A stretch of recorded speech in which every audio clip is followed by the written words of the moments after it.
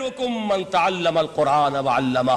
خیر جب لفظ آتا ہے بغیر من کے، ورنہ تو آتا ہے خیر من ہو، تو یہ ہوگی کمپیریٹیو جو ایک ایڈجیکٹیو جو ہوتی ہے، لیکن یہ سپرلیٹیو ڈگری ہے جب بغیر من کے ہوگا. خیرکم، دی بیسٹ امنگسٹ یو، جو تم میں بہترین لوگ ہیں وہ کون ہیں؟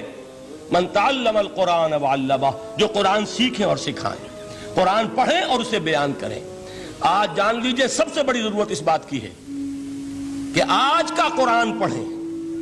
آپ حیران ہوں گے کہ یہ کیا کہا اس نے. دیکھیے قرآن اترا ہے 1400 برس پہلے، لیکن تا قیام قیامت نوع انسانی کو جتنے مسائل درپیش ہوں گے ان سب کا حل اس میں ہے. البتہ کھودنا پڑے گا، گہرائی میں اترنا ہوگا. ایک قرآن کی سطح ہے، اس سطح نہیں، اس کی گہرائیوں کے اندر غوطہ زنی کرو. قرآن میں ہو غوطہ زن اے مرد مسلمان. اور آج کا قرآن یعنی آج کی ہدایت جو اللہ نے اس میں رکھی ہوئی ہے، ڈگ اٹ آؤٹ، اس کو نکالو اس کے اندر سے. ابھی میں حدیث تو آپ کو سناؤں گا، اس میں یہ تصور آئے گا سامنے اور واضح ہو کر. آج کے انسان کی رہنمائی اس قرآن سے اخذ کر کے انسان تک پہنچاؤ. یہ ہے فریضہ محمد الرسول اللہ کی امت کا صلی اللہ علیہ وسلم. آپ نے وہ حدیث سنی تھی کہ بلغوا عنی ولو آیۃ. حضور نے خطبہ حجۃ الوداع میں پہلے تو گواہی لی مسلمانوں سے، 1.25 لاکھ کا مجمع جمع تھا. حجۃ الوداع آخری حج. آپ نے اپنے خطبے میں، جس کے چند جملے میں سنا چکا ہوں آپ کو ایچ جی ویلز کے حوالے سے، اپنی تعلیمات کے اہم نکات کو بار بار دہرا کر بیان کیا، ہیمر کیا، اچھی طرح ذہنوں میں اتارا. اس کے بعد ایک سوال کیا، الا ہل بلغت، لوگوں میں نے پہنچا دیا کہ نہیں؟ اور پورے مجمع نے کہا انا نشہد انک قد بلغت.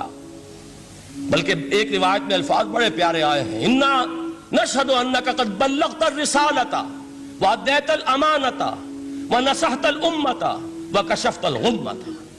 ہاں حضور ہم گواہ ہیں، آپ نے امانت ادا کرنے کا حق ادا کر دیا، رسالت کے فرائض کا حق ادا کر دیا، امت کی خیر خواہی کا حق ادا کر دیا، اور آپ نے گمراہی کے پردوں کو چاک کر دیا، اندھیروں کو چاک کر دیا. 3 مرتبہ حضور نے سوال کیا، 3 مرتبہ جواب لیا.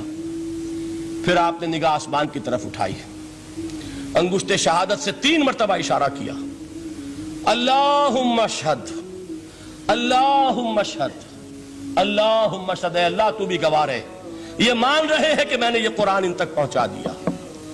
یعنی جسے آپ انگریزی میں کہتے ہیں سائی آف ریلیف، کہ ایک بڑا بھاری بوجھ آ پڑا تھا، بڑی ذمہ داری تھی.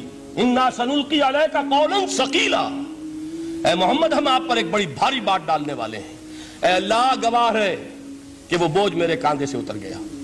یہ تسلیم کر رہے ہیں کہ میں نے حق امانت ادا کر دیا.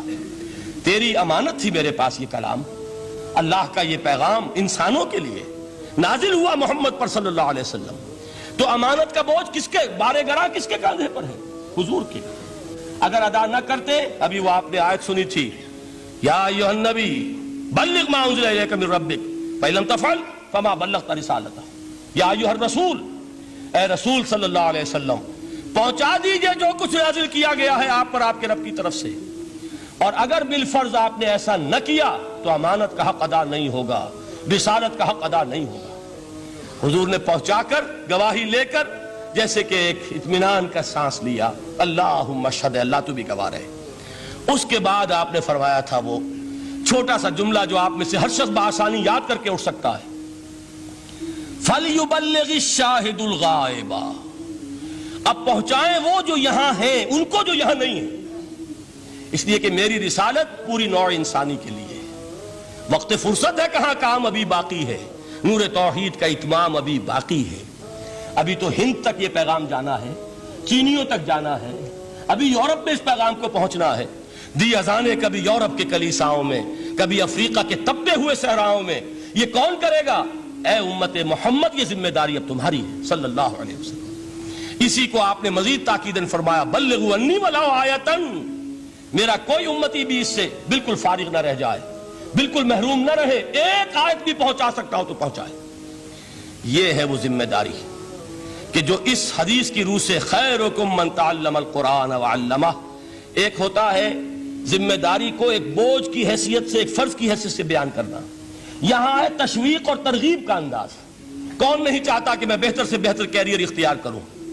کون نہیں چاہتا کہ میری زندگی اعلیٰ سے اعلیٰ ہو؟ کون نہیں چاہتا کہ میرا وقت جو ہے اس کی بڑی سے بڑی قیمت مجھے ملے؟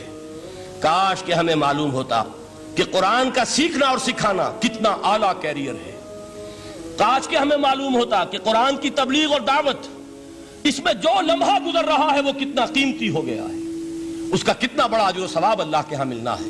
تو خیرکم من تعلم القرآن وعلمہ، تم میں سے بہترین لوگ وہ ہیں جو قرآن سیکھیں اور سکھائیں۔